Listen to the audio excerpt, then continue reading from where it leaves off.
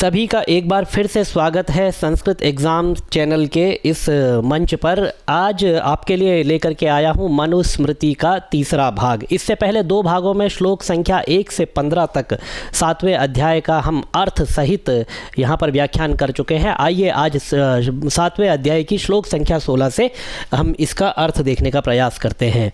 तो मनुस्मृति अध्याय 7 श्लोक संख्या 16 हम आज प्रारंभ कर रहे हैं।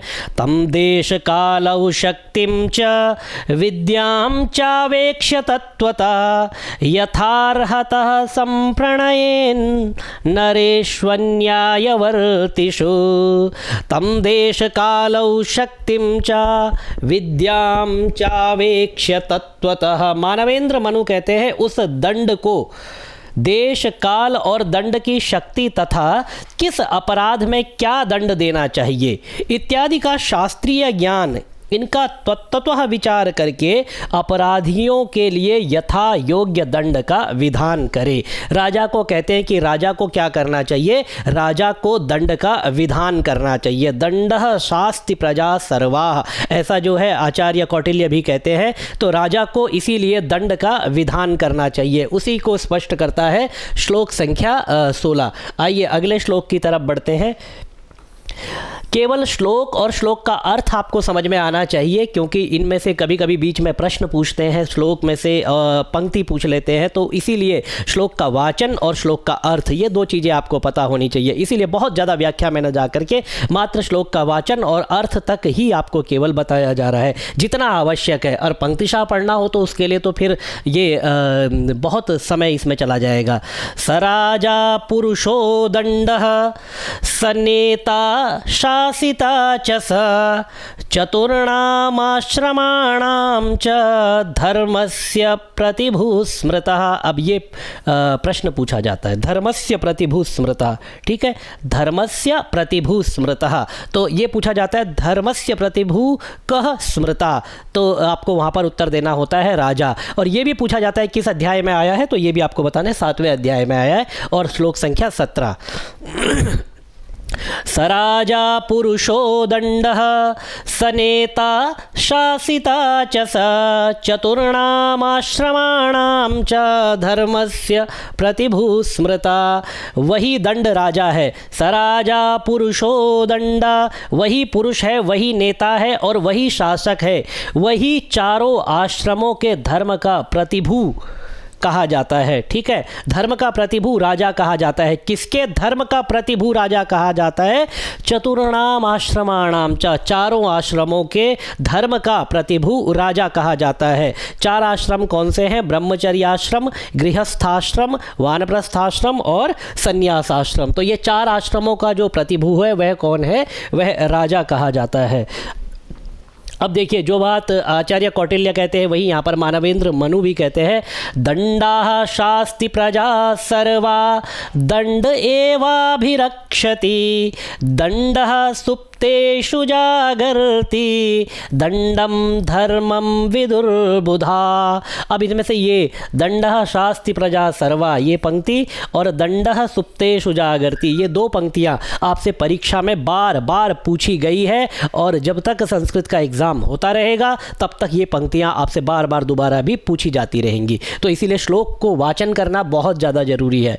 दंडः शास्ति प्रजा सर्वा, दंड सभी प्रजाओं पर शासन करता है, दंड ही सबका रक्षक है। सर्वा दंड दंड एवाभिरक्षति, और दंड ही सोते हुए को जगाता है। दंडः सुप्तेषु जागर्ति दंडम धर्म विदुर्बुधा। इसीलिए ज्ञानी पुरुष दंड को ही धर्म कहते हैं, ज्ञानी पुरुष दंड को ही धर्म कहते हैं। पहले राजाओं को ये दंड एक सेंगोल, जो अभी आपने देखा होगा कि पार्लियामेंट का जब काम हुआ है, नई पार्लियामेंट का जब उद्घाटन हुआ है तो उसमें भी सेंगोल दिया गया है। तो पहले ये राजदंड दिया जाता था, यही प्रजा के ऊपर शासन करता था। राजा इस राजदंड के प्रति ही उत्तरदायी होता था। ठीक है, आइए आगे बढ़ते हैं अगले श्लोक की तरफ। मनुस्मृति के 7वें अध्याय का श्लोक संख्या 19। तो ये दो भागों में आ गया है, बीच में ये फुटनोट, बीच में ये फुटर आ गया है। ठीक है, समीक्ष्य सधृतः सम्यक सर्वा रंजयति प्रजा, ये सर्वा रंजयति प्रजा याद रखना। समीक्ष्य स धृतः सम्यक सर्वा रंजयति प्रजा। आगे बढ़े इसमें।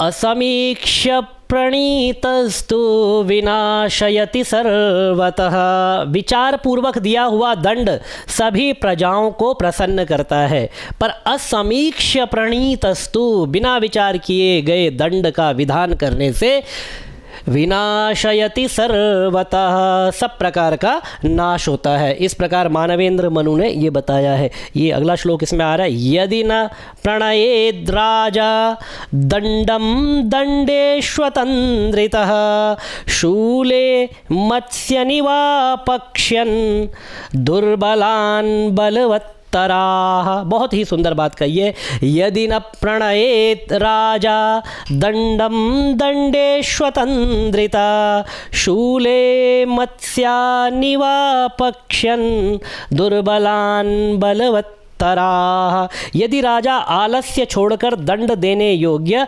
अपराधी को यथार्थ दंड ना दे तो बलवान दुर्बलों को लोहे के कांटे में पकड़ी हुई मछलियों की तरह भूनकर खा जाए। यदि राजा दंड ना दे तो कहने का तात्पर्य, यदि राजा दंड ना दे तो जो दुर्बल व्यक्ति है वो बलवान की भेंट सदा चढ़ता रहेगा। इसीलिए राजा को दुर्बलों की रक्षा के लिए, ज़रूरतमंद आवश्यकता जिनको है ऐसे लोगों की रक्षा के लिए सदैव दंड का विधान करना चाहिए। अब यहाँ पर यह पूछा जा सकता है कि कौन किसको खा जाएगा, तो ये वाली लाइन आपको याद रखनी है। शूले मत्स्य निवापक्ष्यान् दुर्बलान् बलवत्तरा, बलवान दुर्बलों को लोहे के कांटे में पकड़ी हुई मछलियों की तरह भूनकर खा जाएगा। ये आपको याद रखना चाहिए। इस तरह से कई बार पूछा जा सकता है। अभी तक पूछा तो नहीं गया है, पर अगर ऐसा भी नहीं है कि कभी पूछा ही नहीं जाएगा। आइए अगले श्लोक की तरफ बढ़ते हैं। आद्यात् काकः पुरोडाशम श्वाचलीयाद् द्विस्तथा स्वाम्यं च न स्यात् कस्मैश्चित् प्रवर्तेताधरोत्तराम। यदि राजा दंड न दे तो जैसे कौवा यज्ञ का पुरोडाश खा जाए और कुत्ता पायसादि हवि चाट जाए, कहीं किसी का कोई अधिकार रहे, नीच ही बड़े बन जाएं। यदि राजा दंड का विधान ना करे तो कोई भी अराजकता फैल जाएगी। दो उदाहरण देते हैं कि कौवा यज्ञ का पुरोडाश खा जाए, तो जिस प्रकार से कौवा यज्ञ का पुरोडाश खा जाता है क्योंकि उसको कोई दंड का विधान नहीं होता है, लेकिन फिर लोग भी इस तरह से दूसरे का भाग, दूसरे का हिस्सा खाने लग जाएंगे। और कुत्ता पायसादि हवि चाट जाए, और कुत्ता क्या है, जिस प्रकार से जो खीर और पायस आदि जो रखा गया है हवि के लिए उसको चाट जाए, तो इस तरह से लोग दूसरे की वस्तुओं को, दूसरे की संपत्ति को चाट जाएंगे। इसीलिए राजा को दंड का विधान करना चाहिए। तो मित्रों, आज मनुस्मृति के इतने ही श्लोकों पर आज हम विराम लेंगे। अगली कक्षा में फिर इससे आगे के श्लोक मनुस्मृति के, क्योंकि जितना दूसरा अध्याय और 7वां अध्याय और 12वां अध्याय, ये हम आपको पूरे श्लोक अर्थ बहुत अधिक व्याख्या नहीं करेंगे, लेकिन पूरे आपको उपलब्ध कराएंगे, जिससे आपको परीक्षा में कोई परेशानी ना हो।